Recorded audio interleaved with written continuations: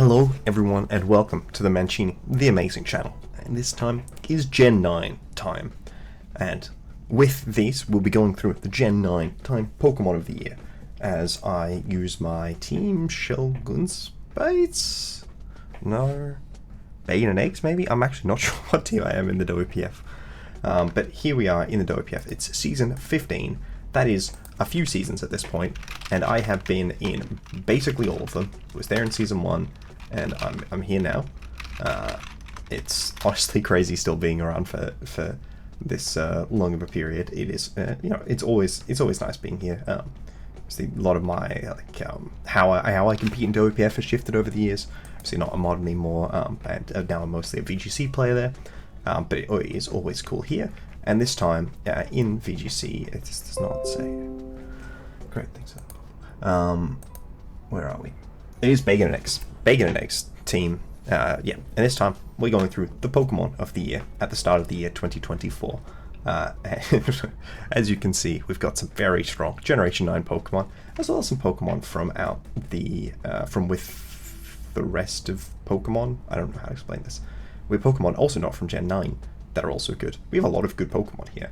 I'm actually, this team feels very fun to build with, though maybe not in every single matchup. As you guys will see, I do have a pretty challenging schedule coming up. So here we are. The first Pokemon overall I picked, I think it was pick 8 of 16. Might have been earlier, might have been later, might have been 6 actually. 6 of 16. I wound up picking up Raging Bolt. It was at 17 points on a maximum of 20. All of the 4 best Pokemon in the game had gone in Hands, Flutter, Pow, and Chiyu. So I was like, okay, I will get something that seems very good, but it's not as expensive as the rest of those Pokemon. So here I am with Raging Bolt. It is Charles de Gaulle, which is back from our times Man of the Year, former president of France. Only cooed the country once or twice, and declared himself the leader of the country after he didn't like what the vice president was doing because of World War II. One of those sorts of guys. Also a long-term military general, and did a little bit of war crimes. Okay, maybe did a lot of war crimes. One of the great things about... I'm doing this nickname theme shared with Keith Thudgore, one of the great friends of the channel. I'm not sure if they'll be putting any content up on their channel, but I'm going to be running through this while VBL is on standby. Just wanted to have that Regulation F League, juiced up. And yeah, here we are with Charles de Gaulle. So yeah, we're both using people who are Times Person of the Year. And so here I am with, de Gaulle as Times Man of the Year for the Raging Bolt. I honestly just feel like the mustache power between Raging Bolt and de Gaulle felt very similar. Actually, I had not seen this particular de Gaulle of Time. I'd seen some Time magazines. I think I had a relative who had a very large amount of them. But I didn't, they did art for most Times, I think all Times, one of them. I literally just pulled these all up for all Times Person of the Year awards. I've only seen the pictures mostly in older de Gaulle than the 59 when he actually had it. So it's actually, I think it's pretty cool. But yeah, Raging Bolt is cool because it is an electric dragon with access to photosynthesis, which is really cool. You can set up sun and take advantage of it that way, which is a nice option. But predominantly the main thing at school is it has a signature move called Thunderclap, which was on the thumbnail you would have seen, which is a +1 priority electric type special move, which is basically Sucker Punch, and that's pretty strong. And it also has access to Calm Mind, so you have the ability to punish them not going for an attacking move by clicking Calm Mind, and the ability to punish them for going for an attacking move with Thunderclap. It does also have access to Dragon Stab, though it has incredibly anemic coverage. It has some random coverage on the other side of the spectrum. That's random physical moves, but it has very little in terms of special coverage. Mostly it's just electric and dragon moves. That said, not a terrible offensive typing. Pokemon need to have an electric immunity ability and then Terra Fairy to deal with both, or be Excadrill, because I don't believe there is a ground fairy type Pokemon. And there's certainly no way to add either of those types to yourself. Actually, I think Ghost is the only type you can add to a Pokemon now. So, yeah. Raging Bolt, definitely very strong offensive mon. I think it's a mon that likes booster energy a lot, though it seems like you could also take advantage of Citrus Berry. It's quite mid-speed tier-wise, so it'll be interesting to see how I can get the best use out of it. I feel like we're going to be having to click Thunderbolt instead of Thunderclap a lot to try and play around stuff, rather than a Calm Mind as much as I would like. I also just think the Raging Bolt's design is cool. Was always a big Raikou fan. So here we are with our second Pokemon. So round 2, it's come back around to me. It's been like ages, and the main Pokemon I wanted to check a lot of the weaknesses that Raging Bolt had and give it more sustain is Sinistcha. So it's King Faisal of Saudi Arabia. I think it was for one of the petroleum crises. Where was it? The was it the Gaza War? No, not sorry, the Sinai War. I think it might have been. But basically, the reason he's on here, obviously, a significant number of things, was that he intentionally got OPEC to orchestrate an oil price crisis for like the use of political purposes, which was like the first time that someone had used like intentionally controlling the price of oil and like threatening that as part of a diplomatic pressure campaign to end military conflict. So that's cool. And Sinistcha is like matcha to burn people, which is not the same as ending military conflict, but I like to pretend that it is the same. Honestly, I just think that King Faisal has the absolute trip. I always did love the specific thing, the account that the Saudi royal family wear, and Sinistcha's what's that called? What are the specific tea brushes that they used? I cannot remember what they're called, but yeah, Sinistcha's also got the drip. So it's really about the drip here. Sinistcha is cool, yeah. Hospitality, being able to heal up my partner Pokemon is nice. Match Gotcha is a surprisingly strong ability, strong attack, as you guys would know if you've seen my previous game that knocked me out of playoffs. And Ghost and Grass is a good typing. Rage Powder is nice if I do want to try and set up Calm Minds with Raging Bolt, and it is in a speed tier where it can benefit from having Trick Room set for it as well. So that was sort of my thought process here, and I really just wanted the ground resist. So yeah, that was why I wound up with Sinistcha this early. And then my third round pick was the significantly underpriced Palafin. So Palafin was at 12 points out of 20. Now, I don't know if it's worth significantly more than 12 out of 20, but I think it's probably worth more than 12 out of 20. That is definitely, yeah, something I can feel, and it is Woman of the Year. I think the first times Woman of the Year, but I'm not 100% on that. Her Majesty, Queen Elizabeth II. I couldn't fit Queen Elizabeth II in the showdown name, so it's Her Majesty QE2. I don't know if anyone outside of Australia ever called her QE2, but there's also like buildings that are called like the QE2 or whatever. So yeah, here we are. There's also like the QV from Victoria's for back when we were still directly under the administration. But yeah, so Palafin synergizes well with Raging Bolt because Raging Bolt resists both of Palafin's weaknesses, which is to say Grass and Electric. Sinistcha also resists both of its weaknesses, which is to say Grass and Electric. And Palafin also has the ability to... Palafin appreciates switching, and I can Volt Switch around with Raging Bolt if I'm not running like a booster energy sort of set, and Sinistcha also really benefits from being switched in because it allows it to hit triggers of Hospitality. So this should hopefully allow me to, in games where I can slow down the game pace enough, even run like a mid-game Palafin where I start with Babbyfin in the back instead of feeling forced to lead it. So that is pretty cool, and if not, I can always slam a flip turn, and then if my opponent was faster than me initially, I can get some Hospitality on my partner Pokemon, which is an option. Not amazing, but definitely an option. I just, sort of wanted it with this. It's also nice to have like multiple fire resists in the early rounds where fire is a really strong type in the current format. So yeah, being able to check that reasonably well always feels good, especially with a Pokemon like Sinistcha, if you prefer to run Hospitality instead of Heat Proof, right? So yeah, that is how I feel about the Palafin. It seemed reasonably priced, and its offense is very good. It means that I will be able to hopefully clean up teams really well between Jet Punch and Thunderclap if they are weakened. So the question is, can I get them to the position where they are weakened? Now we have... I also do quite like this this Faisal. I don't actually know who the artist is because I don't recognize the signature. But Faisal, like, I don't think that this the particular portrait of Elizabeth is particularly strong.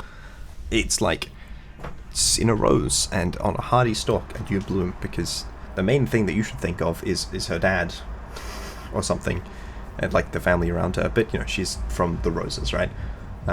So it does sort of follow.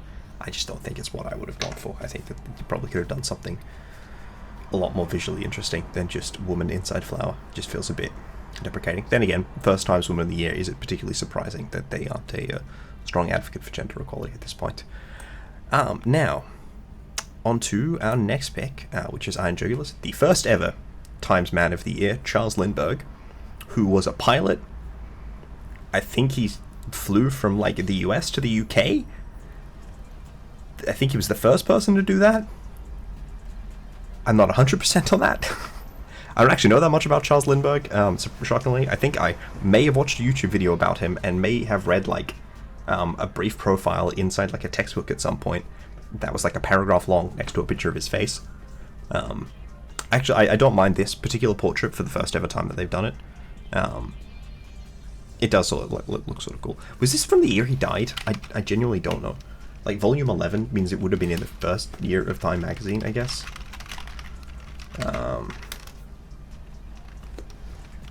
He was in the military? Sorry, it was from New York to Paris, not to the UK. I apologize. He died in Hawaii in 1974, so it was not from when he died. Oh, he was kidnapped at some point. That's not very polite. Okay, yeah, I know nothing about this man. But, yeah, he's a pilot, and Jugulis is based off of a plane.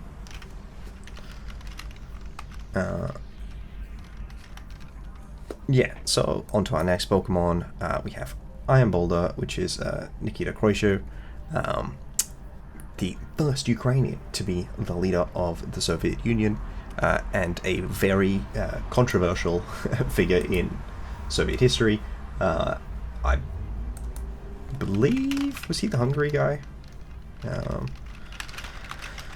I should remember these things. I'd like Khrushchev. I had definitely a significantly stronger understanding of than of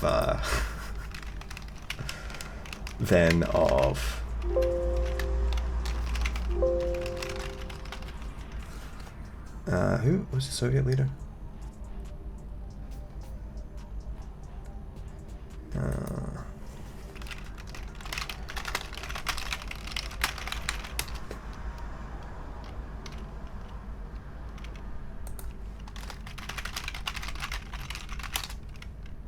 No, it was Khrushchev. It was Khrushchev. Yeah. That's right. He was like, Stalin bad, and then they were like, damn, Stalin really was bad. So you're gonna let us go? And he's like, nah, fam. Is this 50? This is 58. So this isn't for the invasion. I don't know why he got that thing. I also think the hat is nice, and like the portraying him as a Tsar is something, because that's like the Kremlin as something that looks sort of like the Iron Crown of Lombardy. I don't know. I never understand these. But yeah, I think, yeah, Khrushchev. Iron Boulder actually seems really somewhat bad. I've been prepping with it, and it's like, okay, it's got Mighty Cleave, which is 95 base power, 100% accurate, 8 PP rock move, and it ignores Protect. Ignoring Protect is really good. Iron Boulder's also fast, which is good. Unfortunately, it doesn't get Psychic Fangs, so you're using Zen, and its coverage is like Close Combat Earthquake, which isn't terrible, but isn't amazing, and it's not got a crazy high attack stat, and also it's clicking a move that's weaker than Stone Edge, and Stone Edge is already not a good move.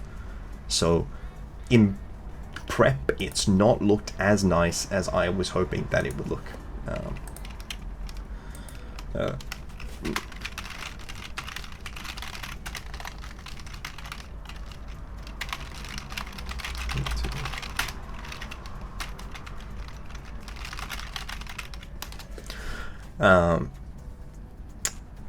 Yeah, so Iron Boulder is Pokemon.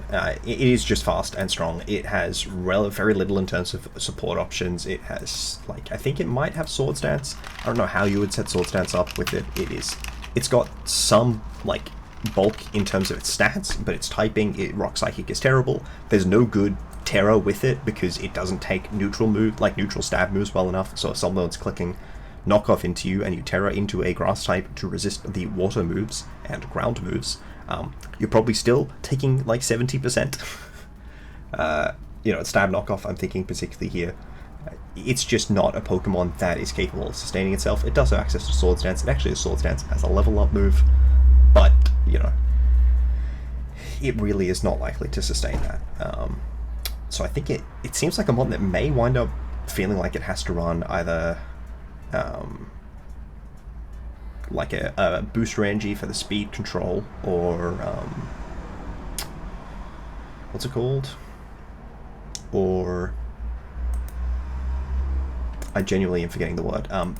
A Focus Sash a lot of games, which is unfortunate. It does seem like it is difficult to position because it seems quite bad at lead, because you're generally not threatening Pokemon with a one-hit KO, and then if you are, they have this magical thing called Terastallization, and then you aren't, and you are basically dying to every double up under the sun, which is very unfortunate. But hopefully I'm going to be able to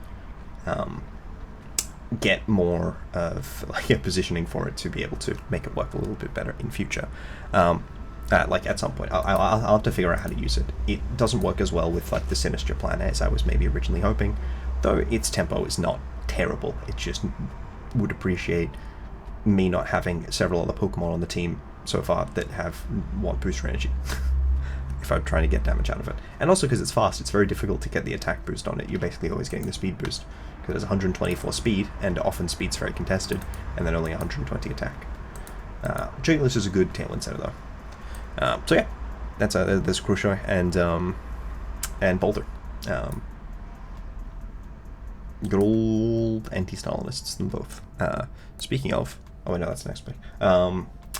Here's our first not Generation 9 Pokemon.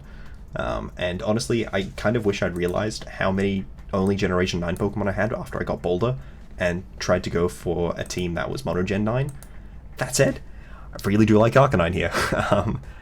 Stevie, who is the first female president of the Philippines, followed on from the dictatorship. Absolutely incredible story. You see a lot of there's a lot of like Pinoy boys throughout Brisbane, so definitely someone I had like heard of in history, and then know people who whose families were very positively impacted by a time in leadership, and then some edgy people who are maybe more negative on it, and it is what it is. When you know people predominantly through high school and university, you tend to get some people who are like to make some edgier statements. But yeah, Arcanine giving access to Intimidate on this team. This team I think really does appreciate Intimidate. It also appreciates the strong Fairy resist. At this point we had 2 Fairy weaknesses in Raging Bolt and Iron Jugulis, and 0 Fairy resists. And Fairy is a very good type.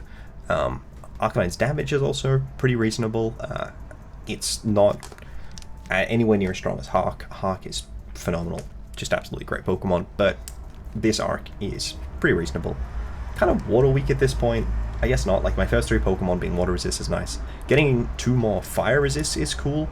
I don't think Iron Boulder is generally stopping Pokemon from bringing fire coverage, but I think it does pressure Pokemon away from running Terra Fire a lot, and Arcanine otherwise is sort of incentivizing them to. So it's nice using Boulder just to pressure Pokemon away from getting that Wisp immunity or that Flare Blitz resist. So that's cool. And definitely a very powerful leader and a very powerful Pokemon. So here we are now with Joseph the Steel Man. Why did I take Judge? To be fair, I think neither of us did, Mr. H. Okay, well that was not intentional. I accidentally dropped a hairbrush onto my keyboard, and it clicked multiple of the F keys, which is always nice. But yeah, Tinkaton is here because I wanted access to Fake Out, I wanted another Fairy Resist, I also really wanted a Flying Resist. I know that I already have 2 Flying Resists, and I have I have 1 Flying Weakness in Sinistcha. Flying is still a very scary typing. Boulder is good at scary flying types, but look, I'm honestly just always scared of flying types. A bit ground weak at this point, having picked up Boulder with, you know, Boulder, Arc, Tink, and Bolt are all kind of weak to ground. But yeah, Tink, Fake Out, it's also a reasonable Sash user, but it can also run bulky a lot. It does have really diverse stats. Its attack is not very good, but it has access to the signature move Gigaton Hammer, which would be so much better for the Fairy type move, but even as a Steel type move, having a very high base power on an attack, even if you can only use it every second turn, is good. Has access to strong support moves like Encore. Gigaton is good. Click Gigaton. And Player Off is not terrible either. Knockoff is also not terrible. You know, it's got a decent list of support moves, Thunderwave as well, and it's able to use them reasonably well. Definitely a Pokemon that it likes when you can run Sash, because then you can run Max Attack very easily. Whereas if you're running like a bulkier set, you often have to compromise on that attack, and then you're not getting as much out of Gigaton. But never terrible, whichever way you're sort of running it. Definitely a Pokemon I felt was good. It is at this point my my cheapest Pokemon after the Palafin at 11. I think both of these Pokemon could have easily cost more than that. That said, Boulder I paid 17 for, which is the same as Raging Bolt, and I think Raging Bolt is significantly better than Iron Boulder, and both of them seem like Pokemon that are not amazing when converted to the draft format, having had some practice building with them. But yeah, Tinkaton is cool. It's a Pokemon that I wanted to use for a while. It's the first time I've been able to pick it up in a draft, and it's sort of nice getting through a bunch of Generation 9 Pokemon I hadn't used yet. Even if I did also pick up Arcanine, and a Pokemon I have definitely used a significant number of times. In fact, in another series on this channel, in my next Pokemon over here. Oh yeah, also Stalin. I'm pretty sure most people know who Stalin is, the second leader of the Soviet Union, the chairman of the Communist Party there, and you know, fought against the Nazis in World War II. That's like the nice thing to say. Was a very self-focused leader, at the absolute politest, was in charge when a lot of terrible decisions happened, mostly at his instruction. You know,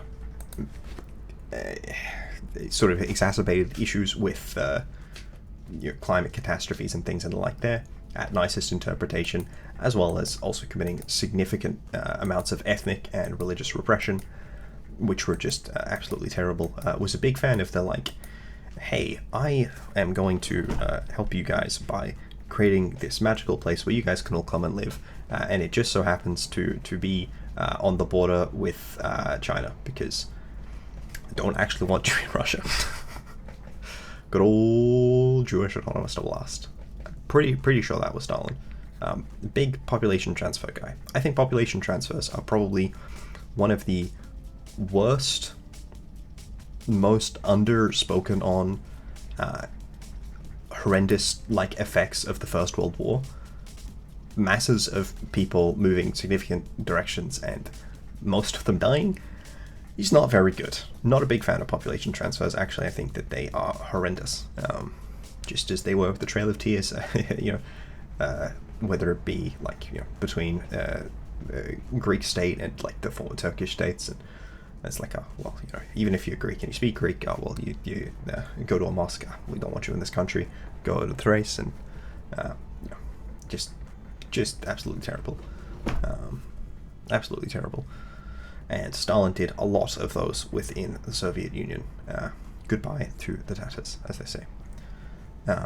But, you know, he was around for a long time, and I think mostly just racked up more and more terrible things, as many world leaders would do. It's not great. But yeah.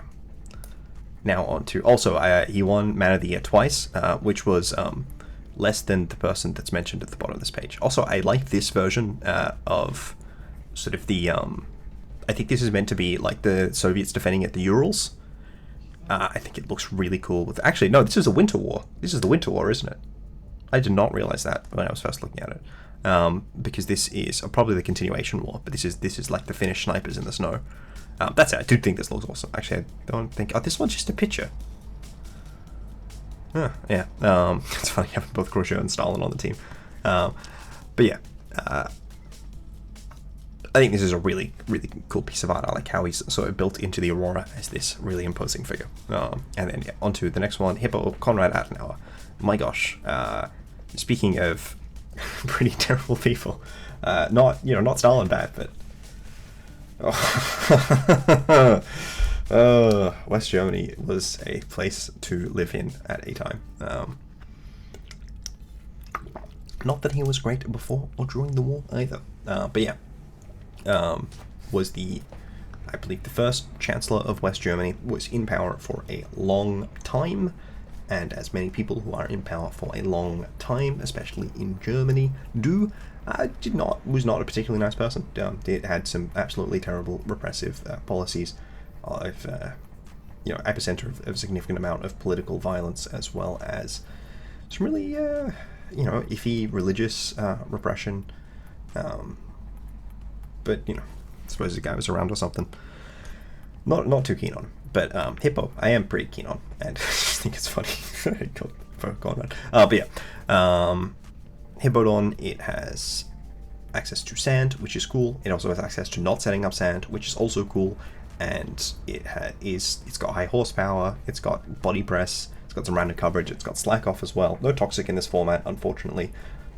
I used it in BDSP with toxic, and that was very fun because you could use that combined with sand to actually chip Pokemon reasonably fast. But it is a really fun Pokemon to use.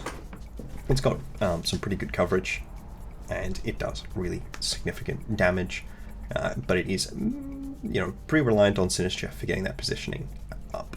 And I don't have a Raging Bolt's grounded, so I can't Disquake. But that is what it is. I think Hippo is just a really fun one to use. It's a Pokemon that I was hoping to find tiered. I think it's tiered well. It's at 9 points out of 20. I think that's tiered pretty well here.